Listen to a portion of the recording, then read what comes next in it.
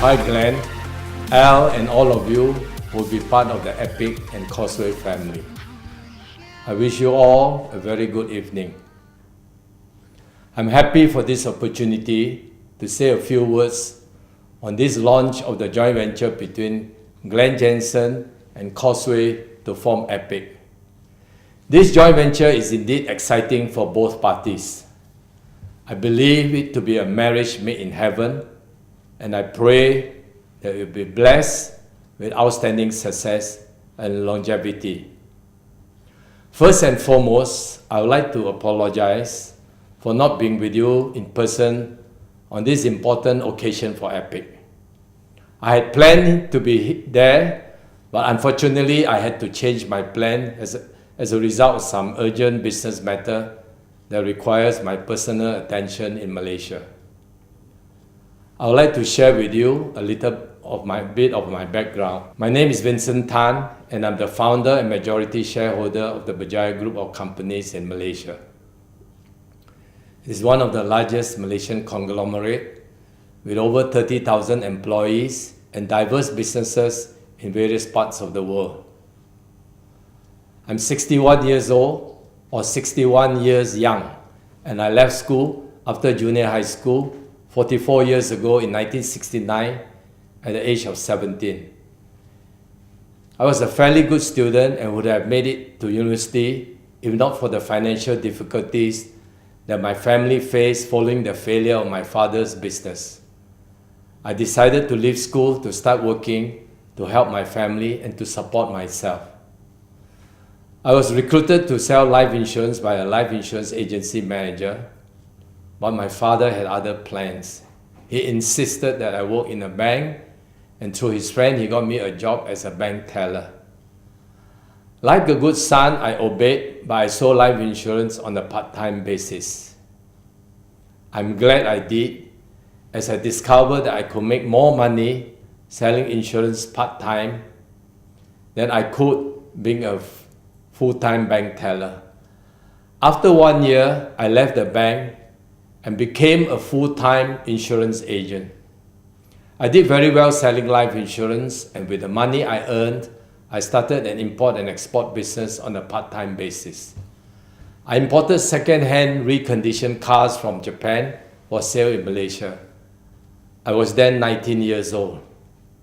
In 1973, when I was 21 years old, I read an article that appeared on the front page of the Time magazine about the success of McDonald's entitled "The Burger That Conquered the Country."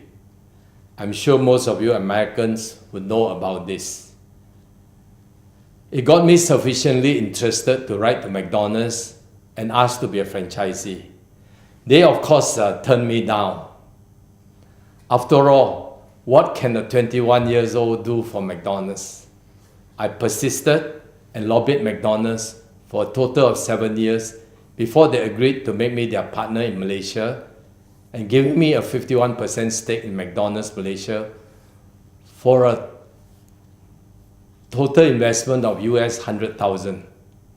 I was then 28 years old. That was my first big break. I must tell you a little bit about this big break from McDonald's. After I wrote to them,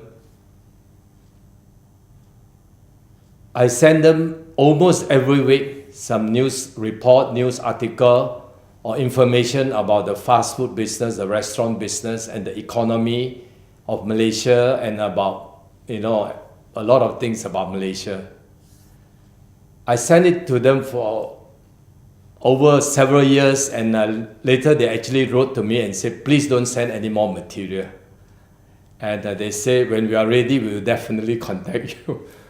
So I just want to say I was very, very persistent, and it pays off. My second big break came in 1985 when I was 33 years old. I succeeded in buying from the Malaysian government a lottery company that was then not doing too well, with annual sales of about US 10 million. Because it's a lottery business and Malaysia is a Muslim country, so the government don't really want to promote the business. So that's why it didn't do very well. So when I took over from the government, I bought from the government, if my memory serves me right, over a 5-year period, I increased the annual sales by 50 times to over US 500 million, from 10 million US. Today, the company's revenue exceeds US 1 billion, probably about 1.2, 1.3 billion, with profits in excess of US 100 million per annum. Believing in strength of diversity, I then diversified my company's businesses to many different areas where I saw potential for development.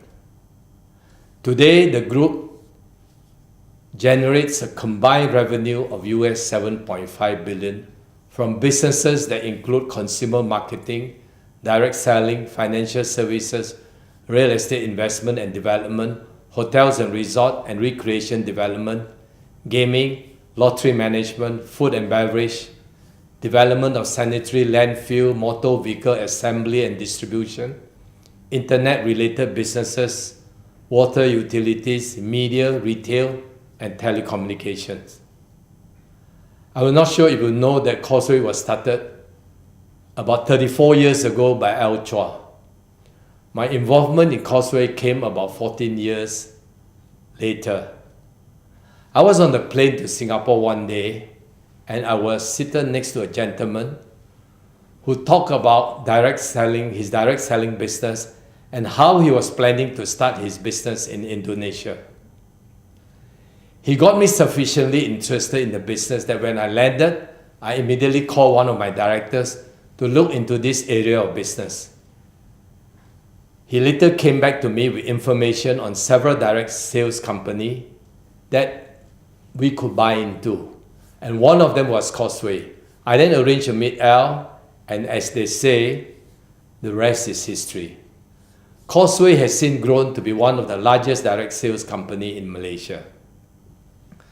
I attribute the Causeway's success in Malaysia and success around the world is a result of Al's vision and Al's hard work and dedication to Causeway.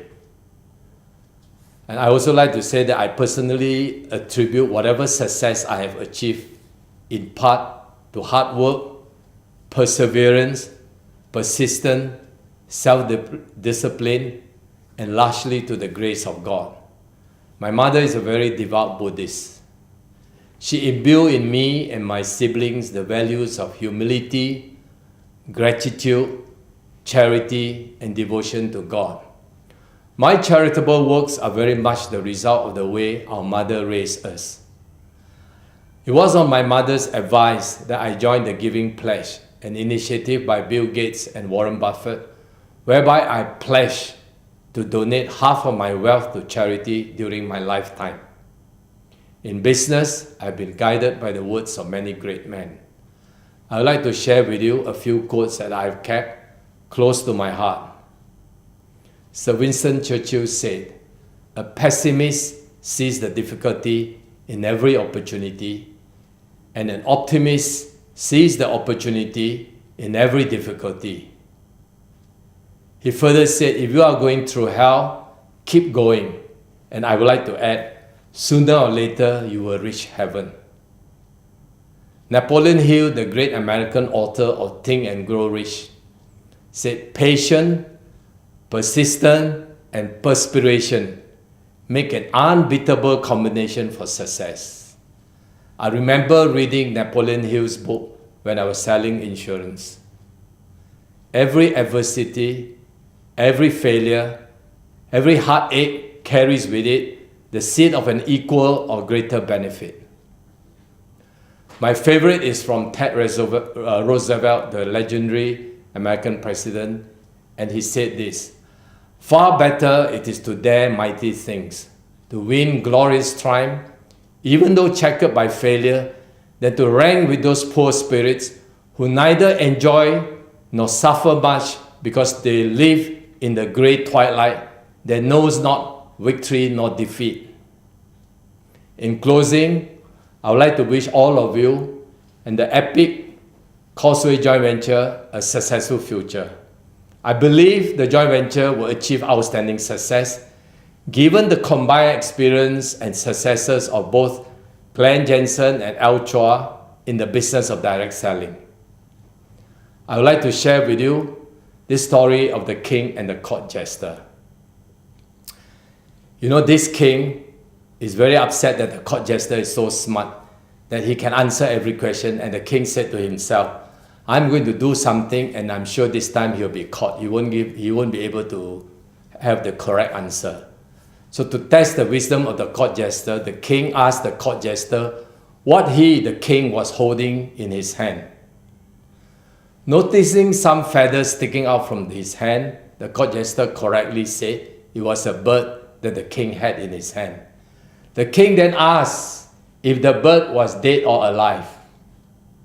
The court jester knew the king had him there, as the king could squeeze the bird to death if he said it was alive, and let the bird fly if he said it was dead. In his wisdom, the court jester replied, Your Majesty, the bird is in your hand. Whether it is dead or alive, it is up to you. And I want to say to all of you, epic is as much in your hand as it is in Glenn's and Al's. Whether it succeeds or not, it is very much up to all of you. Ladies and gentlemen, Al, Glenn, and everyone, thank you very much.